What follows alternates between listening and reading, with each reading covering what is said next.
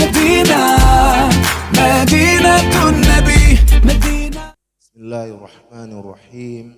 السلام عليكم ورحمة الله وبركاته. الحمد لله رب العالمين، له النعمة وله الفضل وله الثناء الحسن، وصلوات الله بدر الرحيم والملائكة مقربين على سيدنا محمد طه الأمين وعلى آله وصحبه الطيبين الطاهرين. أشهد أن لا إله إلا الله وحده لا شريك له ولا شبيه له ولا مثل له ولا ند له، وأشهد أن محمدا عبده ورسوله الذي لا نبي بعده حتى يوم القيامة.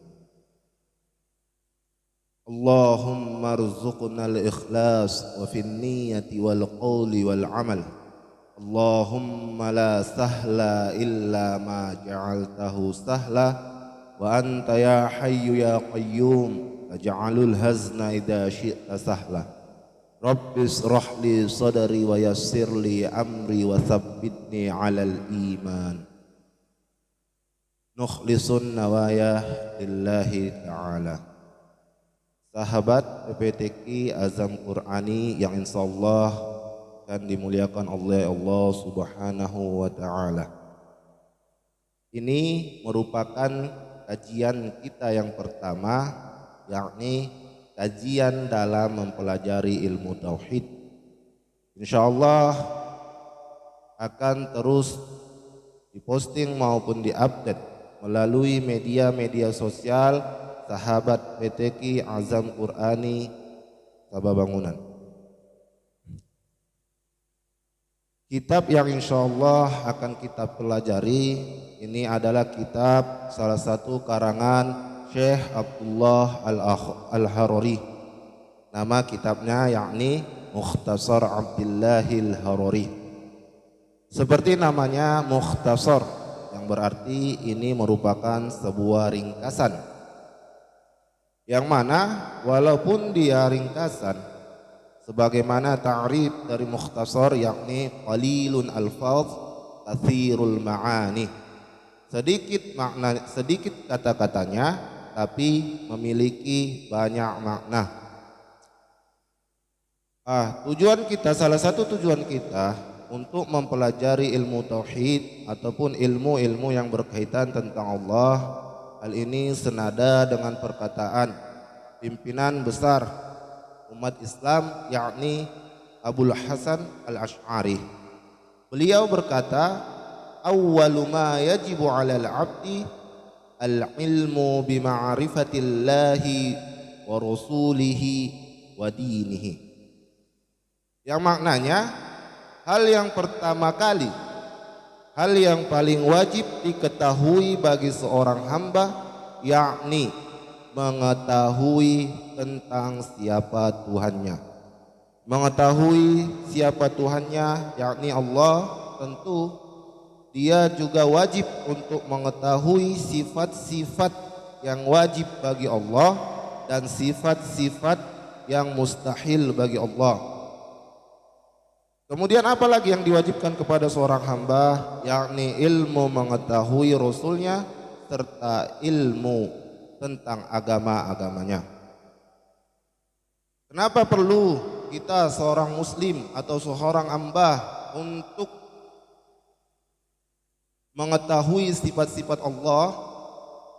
Sebagaimana yang dikatakan oleh Imam Al-Ghazali, la tasihhul ibadah illa ba'da ma'rifatil ma'bud. Ibadah seseorang itu tidak akan diterima terkecuali setelah dia mengetahui siapa Tuhannya. Kita akan membuka kitab Mukhtasar Abdillahil Harari.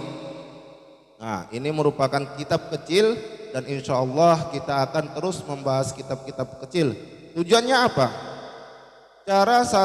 Salah satu cara dalam mengambil ilmu itu dimulai dari hal yang dasar, kemudian ke hal-hal yang menengah, kemudian ke hal-hal yang atas.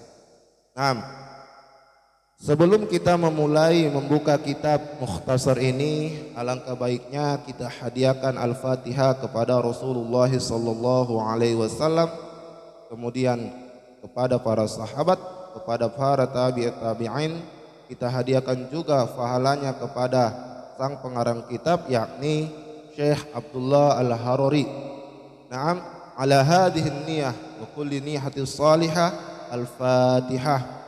A'udzu billahi minasy syaithanir rajim. Bismillahirrahmanirrahim. Alhamdulillahi rabbil alamin. Ar-Rahmanir Rahim. Maliki yaumiddin. Iyyaka na'budu wa iyyaka nasta'in.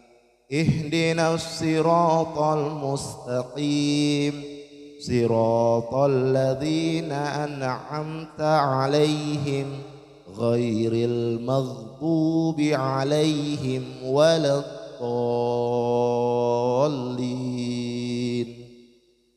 Amin. Mari sama-sama kita membuka kitab Mukhtasar karangan Syekh Abdullah Al-Harori dalam rangka untuk memperkuat kita dalam memahami ilmu agama, yakni terkhusus kepada ilmu tauhid. Bismillahirrahmanirrahim. Muqaddimatun. Alhamdulillahi rabbil alamin. Al-hayyil qayyum. Al-mudabbir li jami'il makhluqin. Wassalatu wassalamu ala rasulillahi Muhammad wa ba'du. Insyaallah kita akan mempelajarinya bait per bait. Terkhusus untuk malam ini kita akan membaca sampai bait ini saja. Insyaallah jika waktu memungkinkan akan kita tambahi. Mari sama-sama kita lihat. Bismillahirrahmanirrahim.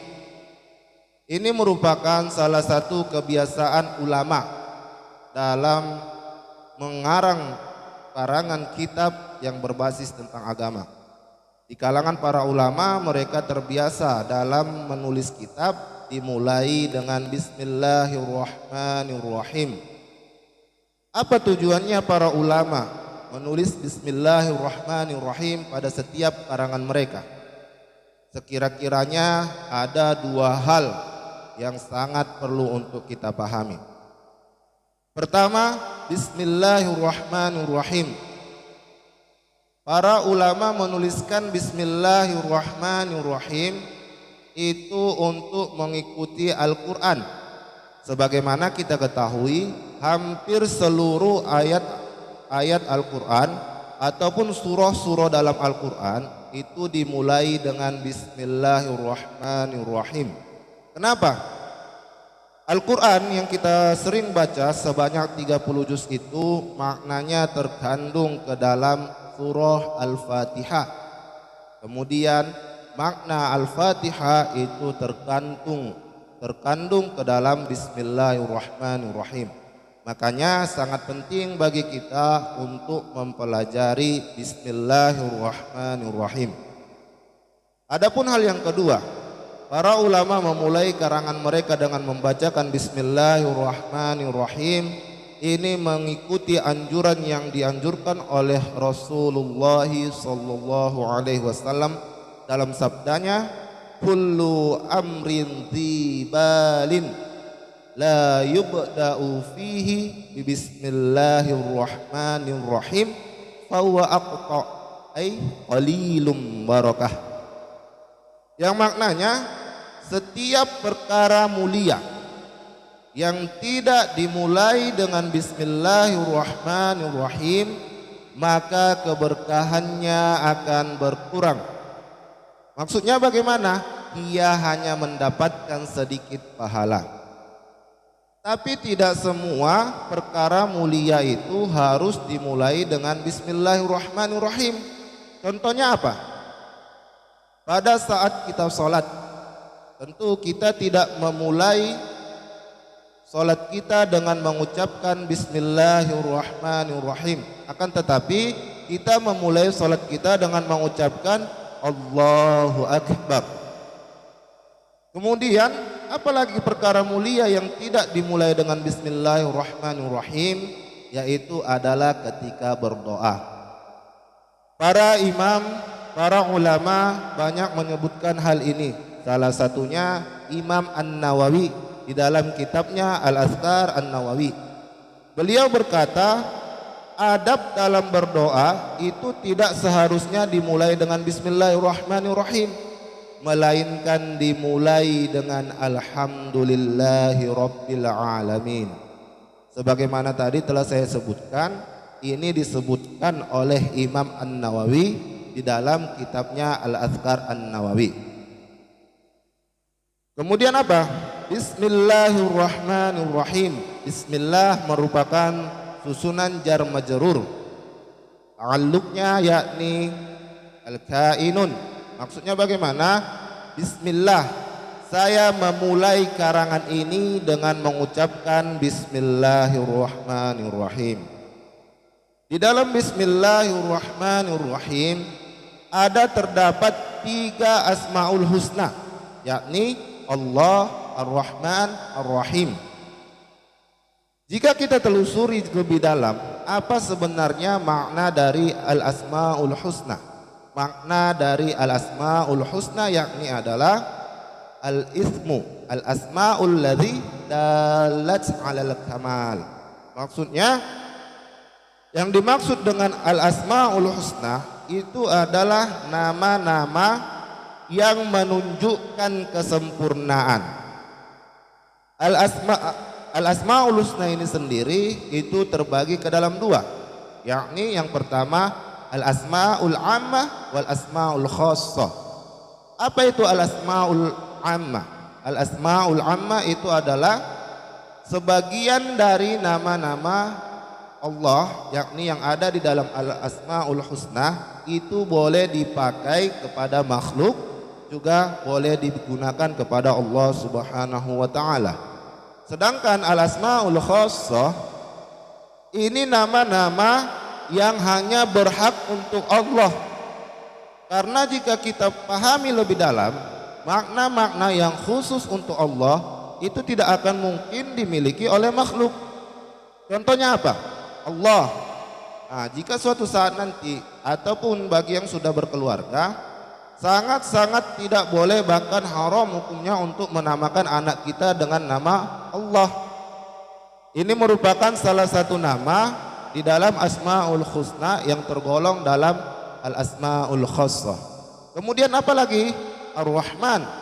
Ar-Rahman, kita juga tidak boleh memberikan nama anak kita dengan sebutan Ar-Rahman. Kemudian apa lagi? Ar-Razzaq. Setelah Ar-Razzaq ada Al-Malikul Mulki, kemudian ada Al-Muhyi sama Al-Mumit. Ini nama-nama yang sangat-sangat tidak boleh digunakan kepada manusia. Namun jika kita ingin menggunakannya, maka kita tambahkan dengan istilah abdu. Contohnya Allah, kita tambahkan dengan Abdullah. Jangan kita biarkan nama dia hanya Allah saja. Kemudian Abdurrahman.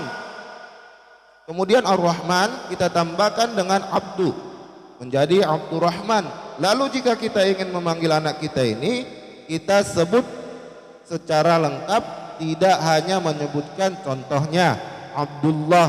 Kita tidak boleh menyebutkan hanya dengan Allah, akan tetapi kita sebutkan dengan Abdullah. Abdullah dan Abdurrahman ini merupakan nama-nama terbaik, sebagaimana Rasulullah sallallahu alaihi wasallam bersabda, wa khairul asma Abdullahi wa Abdurrahman. Sebaik-baiknya nama itu adalah Abdullah dan Abdurrahman. Kita kembali kepada pembahasan kita. Bismillah. Allah, kita selayaknya umat muslim wajib meyakini bahwa adanya Allah. Bagaimana cara kita membuktikan bahwasanya Allah Subhanahu wa taala itu ada? Allah Subhanahu wa taala itu wajib ada dan tidak mungkin tidak ada. Secara akal pikiran jika kita ingin menggunakan akal pikiran kita, suatu bangunan itu tidak mungkin berdiri tanpa ada yang membangunnya. Tempat yang kita tempati sekarang atau rumah yang kita tempati sekarang itu tidak mungkin berdiri tanpa ada yang membangunnya. Kemudian tulisan di papan tulis ataupun sahabat-sahabat PTQ Azam Quran bisa melihat sendiri tulisan yang ada di belakang saya. Tulisan-tulisan ini tidak mungkin tertulis tanpa ada yang menulisnya. Saya kira kita semua yang mendengarkan ceramah ini akan sangat-sangat setuju bahwasanya tulisan yang ada di belakang ini tidak mungkin tertulis tanpa ada yang menulisnya. Kesimpulan yang bisa kita ambil dari dua perumpamaan ini adalah begitu juga dengan alam. Alam ini tidak mungkin ada dengan sendirinya. Karena apa? Karena kita sudah memberikan perumpamaan bahwasanya suatu bangunan tidak mungkin berdiri tanpa ada yang membangunnya. Saya kira sebagaimana yang saya sebutkan tadi, kita semua yang mendengar ceramah ini pasti setuju. Begitu juga dengan alam ini, sangat-sangat mustahil dan tidak diterima akal bahwasanya alam ini ada dengan sendirinya. Tentu ada yang menciptakan alam ini. Siapa yang menciptakan? Yakni Allahu Subhanahu wa ta'ala. Namun walaupun pertanyaan ini mengandung unsur keharaman, tapi jika ada yang bertanya bagaimana Allah, maka kita jawab sesuai firman Allah pada surah Asy-Syura ayat 11, yakni laisa kamitslihi syai', bahwasanya Allah Subhanahu wa ta'ala tidak serupa dengan seluruhnya. Allah Subhanahu wa ta'ala tidak serupa dengan makhluknya. Bagaimana akal pikiran kita membuktikan hal-hal yang seperti ini? Jika dikatakan Allah tidak serupa dengan makhluknya, bagaimana akal kita membuktikannya? Sebagai salah satu pendekatan, saya sampaikan bahwasanya mungkin tidak roti itu serupa dengan yang membuat rotinya. Tentu kita bakalan sama-sama menjawab itu tidak bakalan serupa. Atau hal yang lebih canggih, contohnya smartphone, handphone, Android yang saudara-saudara sendiri miliki, sama tidak HP Android dengan kecanggihannya itu sama dengan pembuatnya? Tentu kita akan menjawab sama-sama tidak sama. Begitu juga Allah Subhanahu wa ta'ala. Allah yang menciptakan alam ini, tentu Allah tidak serupa dengan alam ini, baik dari segi satu sisi maupun dari seluruh sisi. Kemudian salah satu sifat makhluk yakni adalah bertempat. Ini merupakan sifat makhluk, sedangkan Allah Subhanahu wa ta'ala tidak bertempat. Sebagaimana istilah yang sering kita dengar, Allahu maujudun bila makan. Saya kira sekian untuk pembahasan Allah. Kita lanjutkan kepada pembahasan selanjutnya, Ar-Rahman. Apa makna-makna Ar-Rahman? Nah, sebelum saya lupa, saya sebutkan sebagaimana tadi makna dari Al-Asmaul Husna itu nama-nama yang menunjukkan tentang kesempurnaan Allah, nama-nama yang menunjukkan kesempurnaan. Maka sangat miris sekali terkadang sebagian dari kita ingin menghiasi jalanan ataupun lokalnya masing-masing dengan memberikan makna-makna dari Al-Asmaul Husna, padahal makna-makna itu sendiri tidak cocok. Contohnya, ada beberapa contoh, insya Allah akan kita sebutkan pada pembahasan selanjutnya. Namun pada kesempatan kali ini insya Allah kita akan memberikan makna Ar-Rahman sebagaimana yang para ulama telah sampaikan. Ar-Rahman maknanya katsirur rahmah lil mu'minina wal kafirina fid dunya walil mu'minina fil akhirah. Adapun makna Ar-Rahman itu tersendiri adalah rahmat yang Allah limpahkan kepada kaum mukmin maupun kaum kafir di dunia, namun Allah kecualikan kepada kaum mukmin, hanya kepada kaum mukmin di akhirat. Ini senada dengan firman Allah Subhanahu wa taala, wa rahmati wasi'at kulla syai' fasa'aktubuha lilladzina yattaqun. Yang kira-kira makna ayatnya, wa rahmati, rahmat Allah menyebar kepada seluruhnya. Fasa'aktubuha ay yakhussuha, Allah mengkhususkan kepada kaum mukmin, yaitu berupa nikmat di surga. Kemudian adapun makna Ar-Rahim, katsirur rahmah lil mu'minina fil akhirah. Rahmat yang Allah limpahkan kepada kaum mukmin itu nanti di akhirat. Yakni apa? Yakni adalah al-jannah, surga. Saya kira cukup sekian dulu pembahasan kita pada malam hari ini. Insyaallah akan kita bahas lebih lanjut di pertemuan-pertemuan berikutnya. Wallahu muwaffiq ila aqwamit thoriq. Assalamualaikum warahmatullahi wabarakatuh. وجب الشكر علينا ما دعا لله